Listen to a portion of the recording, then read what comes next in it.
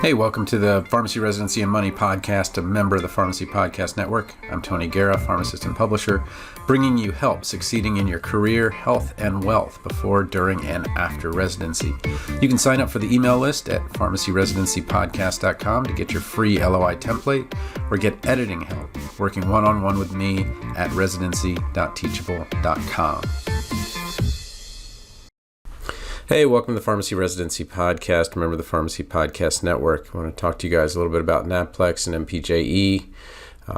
Again, when you take these tests, you never get that warm, fuzzy feeling like, oh, I crushed it, I'm good. And there's a reason for that. You're not required to get 100% on it. And in many ways, you're being compared to your peers, other people that are graduating. Now, the big issue we have is the range when we talk about the NAPLEX. So while, 4 out of 5 will pass on the first try, the range goes all the way from 21% up to almost 100%, depending on the school. And this is the one thing you don't realize while you're in pharmacy school, but you realize once you're competing nationally. And the analogy I've always used is when I used to coach rec soccer, my kids would do well and they would win games, and maybe they'd lose sometimes, but they felt like they were superstars, and that's because they were in rec. They hadn't had much experience with soccer and so forth. But then when you get into the academy programs, the select programs, and things like that, all of a sudden you're like, okay, I'm going up against certain people, and then the scores are maybe a little bit more even. Maybe you're losing quite a bit. Or you go to a tournament out of state, and you just you lose all your games, and it's just crushing. And you're like, whoa, what just happened? I thought I was pretty good at soccer, and I thought I was at the select level, and you find out that there are other people at that level too. So the way to find out how much you really need to study and figure out like where you're really at is to look at the NAPLEX scores for your school. And that really tells you where you are in terms of preparation for the NAPLEX. Now, some schools, their preparation is more clinical. That is, their APPEs are very strong, and the clinical work that the students do there really prepares them. Other schools, they have just great students coming in still, and they really haven't had to take many students. They didn't want to create those, almost 100% acceptance rates, where the acceptance rate now, is in the 80s just to get into pharmacy school. So that's not the people that get turned away. That's almost 9 out of 10 people get into pharmacy school when they try, 8.5 really. And it's a tough pill to swallow to say, are you kidding me? This is, what the class before me did, that only, 3 out of 4 got in, or, the most tragic is the, school that had only 1 out of 5 students passing the NAPLEX. And what it does is it gives you some perspective on where your preparation stands. Because the NAPLEX is a national test, everybody gets reasonably equal questions. It's completely different when we're going to get to MPJE and talk a little bit about that. So the question is, what can you do about it? Well, the idea here is, what is it that you can do to make sure that when you get there on test day, you can have the very best chance of passing the test? And that really comes down to 3 things. The first thing, of course, is the experience that you've had. So much easier to recall a patient who's had a condition and something that you've done than it is to record a lecture or recall a lecture. So the first kind of part of it is, all right, where have I seen this before? And when you're studying, I think the first thing that a lot of people do with those RX prep books, or at least when they were working with physical books, is that they would actually chop them up. And they might take 5 or 6 chapters and put it into a little booklet. And so what they were doing was, how do you eat an elephant, 1 bite at a time? And that overwhelm caused a lot of problems, because they're like, oh my gosh, as soon as I learn something, I forget it again. And I think that area of parsing it really helps out. So the first thing you want to do is kind of parse it, see where your strengths are, see where your weaknesses are, and maybe where you feel pretty competent. Okay, that's the first part of it. The second is, what kind of a test taker are you? I'm a very fast test taker, so I actually have to slow myself down to make sure that I didn't get tricked. Like, as soon as I see an answer, I'm like, oh, that's it. When there might be two answers that have the very same first couple words, and then there's a change. I'm like, oh, okay, maybe that's not it. And so what I like to do is I like to approach every question is, how are they trying to trick me? If I were making this test and I wanted to make sure that somebody knew something, what could they do to trick me here? And a lot of times that makes it so clear that, oh, you know what? They were trying to get me to pick this one. But I know that under these circumstances, it's that one. So that's kind of the second thing. Making sure that while you're in the test, you are reasonably aware of your time and that you are not trying to sprint a marathon. Because that anxiety, that initial heart rate, if you can get through that part, you're well. There was a movie one of my students talked about, Hidalgo, where they were all on horses and they were just running out of there. And then all of a sudden it's like, oh, well, this is a long race. We're actually going to be doing a lot of trotting and walking more than running. Okay, so that's the second part. The third part is that I hate the expression you are studying for the NAPLEX. You should be teaching the NAPLEX. If you look at the data, it is absolutely clear that when you try to take a lecture in or something like that, instead of teaching, your retention is way lower. When people say, I never really learned to become a pharmacist until I became a pharmacist, what they're really saying is that's when I started teaching people, training technicians, training other pharmacists that might work with you or under you, and those types of things. So don't try to okay, I'm going to try to remember all this stuff from this chapter and then I'm going to do it from this chapter. Whether the person is real, whether the person is a dog or a cat or another pet, what you should be doing is trying to explain it to someone, because only when you try to explain it and they don't get it can you become clear where, oh, wait a minute, that's not right. That's not how my thinking should be. So when you think of diuretics, you start with the glomerulus, the high pressure, you're like, that's really weird. There's an afferent and efferent arteriole. Shouldn't it go arteriole, then capillary bed, then venule? That's weird. And then you kind of think, oh, well, it's a high pressure system, so that osmotic, mannitol and the acetazolamide that are a lot closer to the glomerulus are going to have a ton of more diuresis. Then that's going to be more than the furosemide, which is at the ascending loop, and that's going to be more than the hydrochlorothiazide, which is at the distal convoluted tubule, and that's going to be more than the spironolactone and eplerenone that's going to be at the collecting duct. And so you start asking yourself questions like, how can I explain this? How can I teach this to somebody? I think that those three things, checking the NAPLEX score, seeing where you're at, then making sure that your timing is where it needs to be, that you're not sprinting the marathon and getting a bunch wrong in the beginning, and then you're teaching the NAPLEX rather than trying to just learn it. Whether the person is there or not, working in groups is great. Okay, so one thing that I did was the audiobook everybody likes are the Memorizing Pharmacology and Memorizing Pharmacology Mnemonics. It's on memorizingpharm.com, or you can go to Amazon.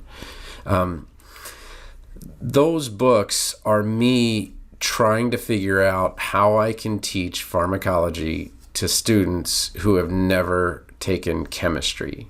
You're like, well, I took chemistry. I don't need that.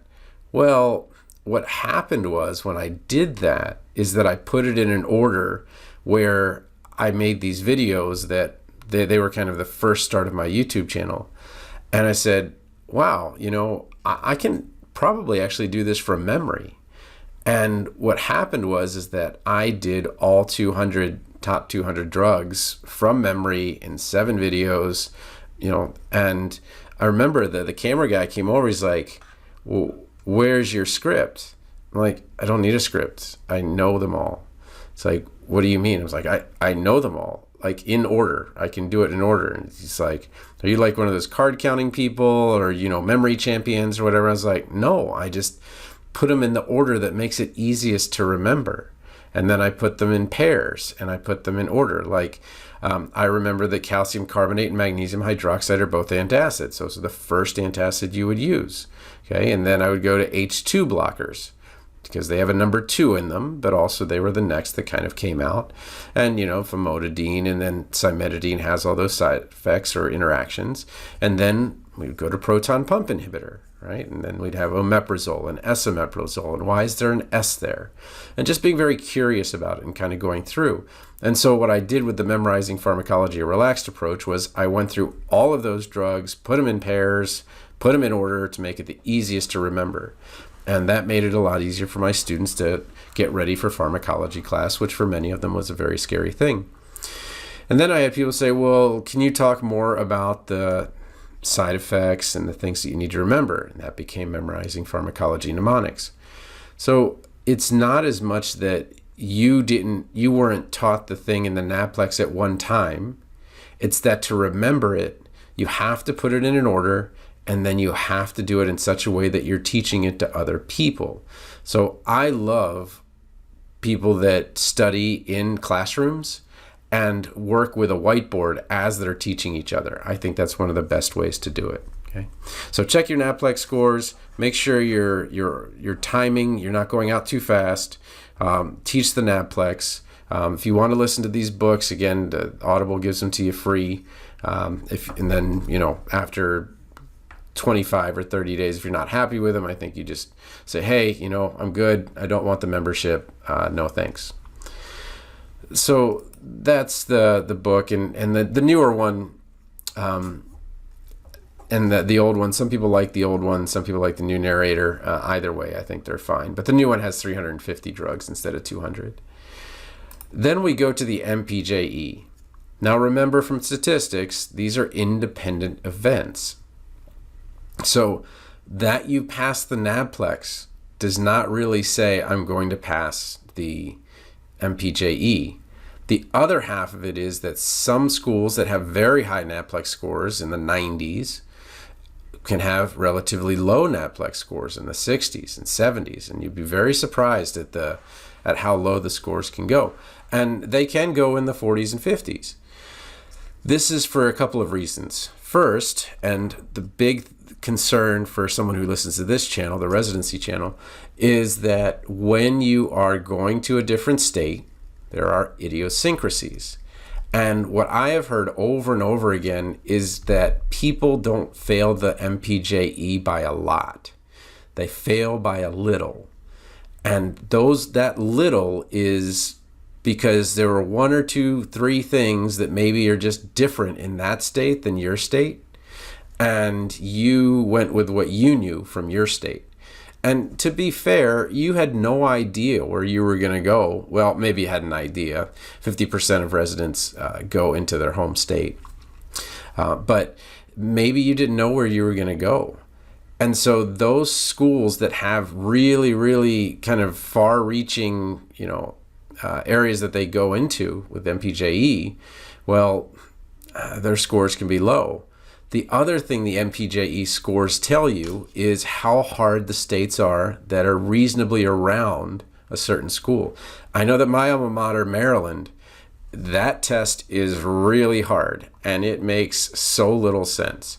So what you do is, for the MPJE, you look at all of the colleges that are in that state.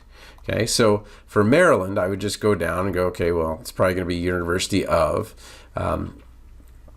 and I see that University of Maryland is 76%, so 3 out of 4. I see Eastern Shore's 39% first-time pass rate. And then I go to Notre Dame, which I think is like 48%, okay? That really isn't a good reflection of the quality of the students. That's a reflection of the difficulty of the MPJE to study for. So when you are thinking about going to Maryland to work, that is an MPJE you really gotta rock out, because it's just a really hard test. And then you go to like an Ohio State with a 95% pass rate, and you're like, well, a bunch of them do go to residency, but is Ohio just a reasonably easier state? And you see Ohio Northern has an 87%.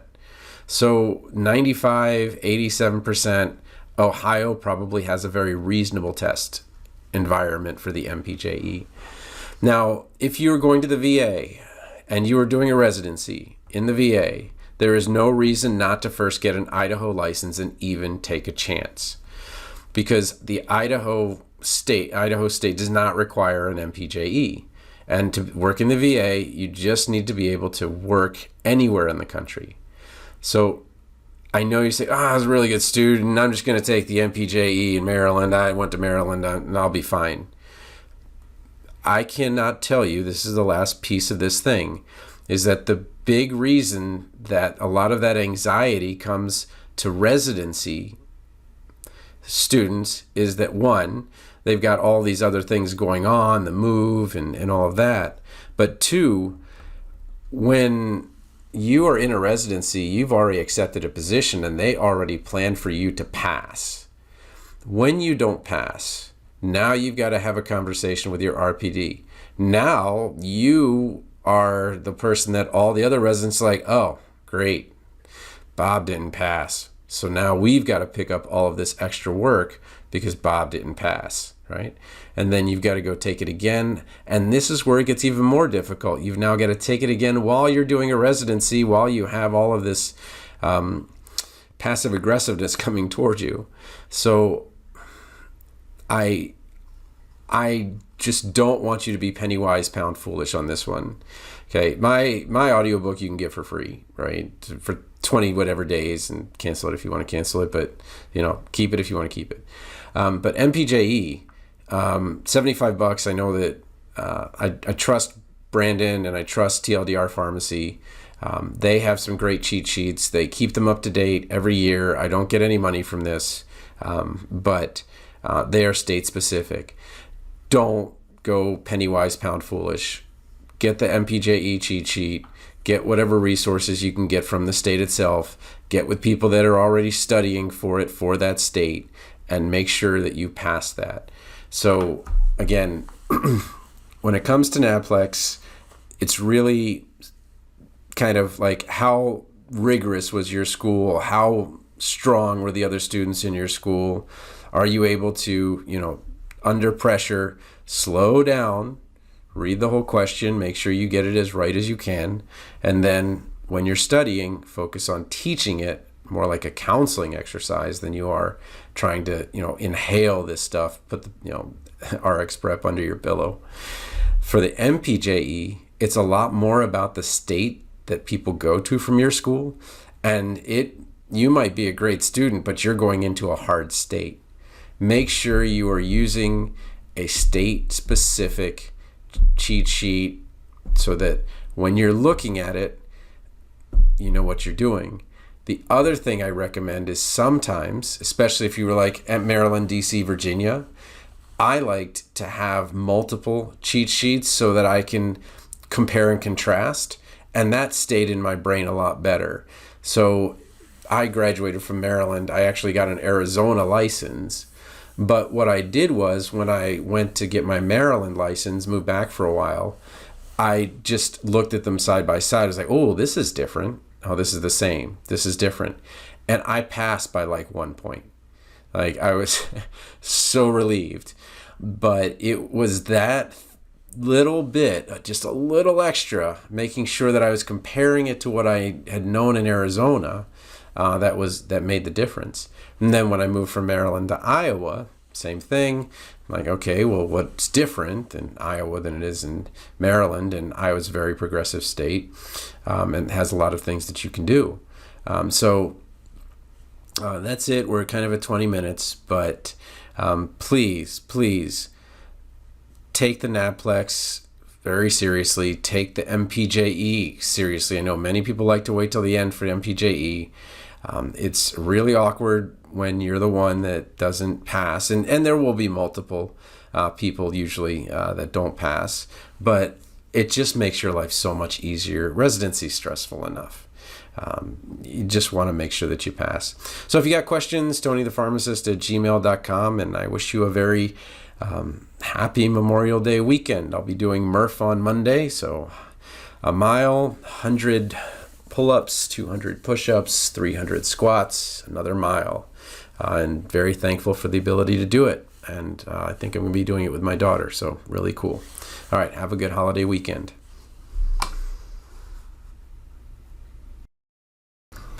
This has been the Pharmacy Residency and Money Podcast, a member of the Pharmacy Podcast Network. You might want to check out our available residency audiobooks at pharmacyresidencypodcast.com/books, or you can get your first book free if you've never been on Audible before. You can work one-on-one with me to get a better residency that will better suit your career, health, and wealth at residency.teachable.com. Feel free to send an invite to Tony PharmD on LinkedIn or email me at tonythepharmacist@gmail.com. Music was by Policy.